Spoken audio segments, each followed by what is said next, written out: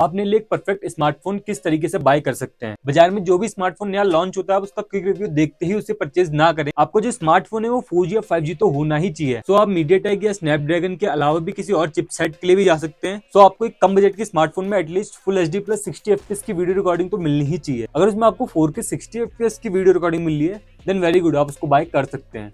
Hello friends, welcome back to my YouTube channel. This is Paras and you are watching roll in tech.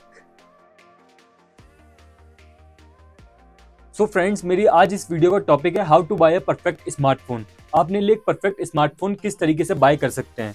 So basically perfect तो कोई भी smartphone नहीं होता है। किसी में कैमरा खराब होता है, किसी में थोड़ी सी गेमिंग लो रहती है, किसी का सॉफ्टवेयर उतना अच्छा नहीं होता है। सो बेसिकली मैंने एक लिस्ट बनाई है जिसके थ्रू अपने लिए एक परफेक्ट स्मार्टफोन बाय कर पाएंगे। तो चलिए फटाफट से वीडियो में आगे बढ़ते हैं।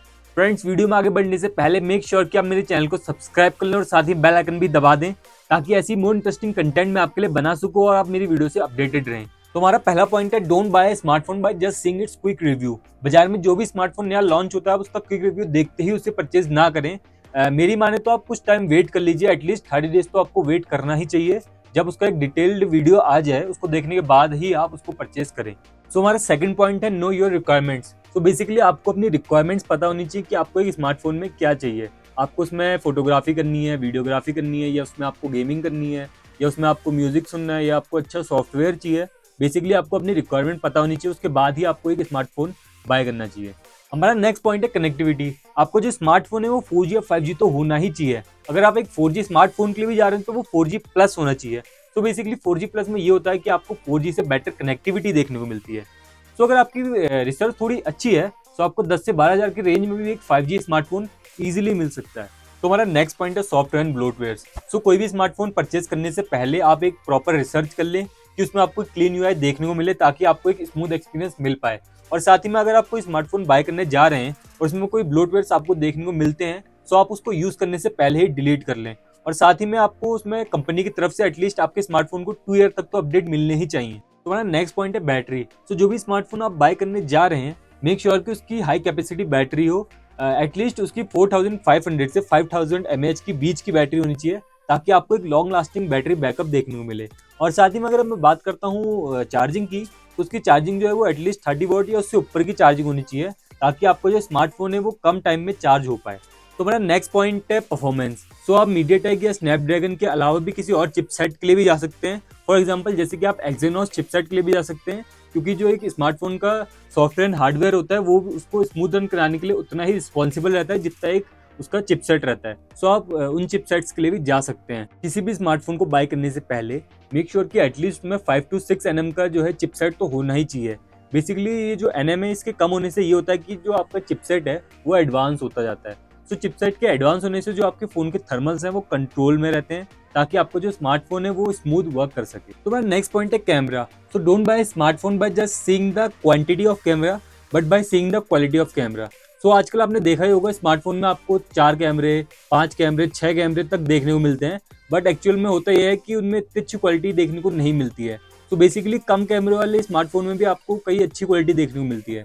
सो एक स्मार्टफोन में उसकी जो पिक्चर क्वालिटी होती है उसको बेटर बनाने के लिए उसके हार्डवेयर एंड सॉफ्टवेयर का भी उतना ही बड़ा हाथ होता है जितना उसके कैमरे के सेंसर्स का होता है। अगर हम बात करते हैं वीडियोग्राफी की तो आपको एक कम बजट के स्मार्टफोन में at least full HD plus 60 FPS की वीडियो रिकॉर्डिंग तो मिलनी ही चाहिए। अगर उसमें आपको 4K 60 FPS की वीडियो रिकॉर्डिंग मिल रही है देन वेरी गुड, आप उसको बाय कर सकते हैं। अगर मैं बात करता हूँ फ्लैगशिप लेवल की फोटो एंड वीडियोग्राफी की तो उसके लिए आप एक फ्लैगशिप लेवल के स्मार्टफोन पे जा सकते हैं जिसके लिए आपको अपना बजट थोड़ा सा बढ़ाना पड़ेगा। तो हम बढ़ते हैं स्मार्टफोन के स्टोरेज की तरफ। तो अगर आप कोई भी स्मार्टफोन परचेस करने जा रहे हैं तो मैं आपको रिकमेंड करूंगा कि आप 128 GB से ऊपर का वेरिएंट ही परचेस करें। अगर आपका बजट थोड़ा कम है तो आप 64 GB की तरफ भी जा सकते हैं बट मेरा रिकमेंडेशन 128 GB से ऊपर वाले वेरिएंट्स के लिए ही रहेगा। सो हमारा नेक्स्ट पॉइंट है सिम कार्ड स्लॉट।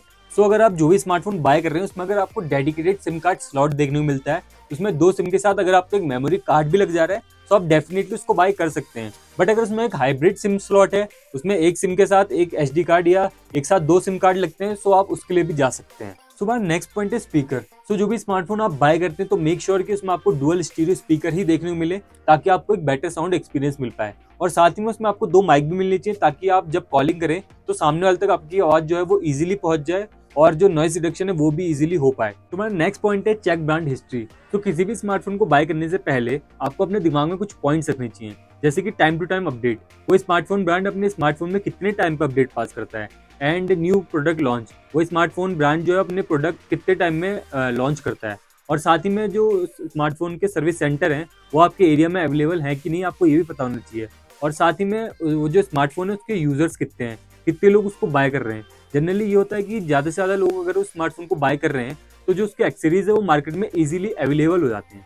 तुम्हारा लास्ट पॉइंट है कि अगर आप कोई भी स्मार्टफोन ऑनलाइन परचेज करने जा रहे हैं तो आप एक गुड ऑफर के लिए वेट कर सकते हैं। जैसे अभी फ्लिपकार्ट एंड अमेजोन पे रिपब्लिक डे सेल आने वाली है, तो उस टाइम पे भी आपको स्मार्टफोन जो है वो कम प्राइस में देखने को मिलेंगे, तो आप उस टाइम पे भी जाके स्मार्टफोन को परचेज कर सकते हैं। तो फ्रेंड्स, ये कुछ पॉइंट्स थे जिनको फॉलो करके आप डेफिनेटली अपने लिए एक बेस्ट स्मार्टफोन परचेज कर पाएंगे। अगर ये वीडियो आपको अच्छा लगा और आपके लिए हेल्पफुल रहा हो तो आप मेरी वीडियो पे जाके लाइक कर दीजिए और अपने दोस्तों के साथ शेयर भी कर दीजिए। तब तक के लिए मैं आपसे मिलता हूँ नेक्स्ट वीडियो में। सो बी सेफ एंड जय हिंद।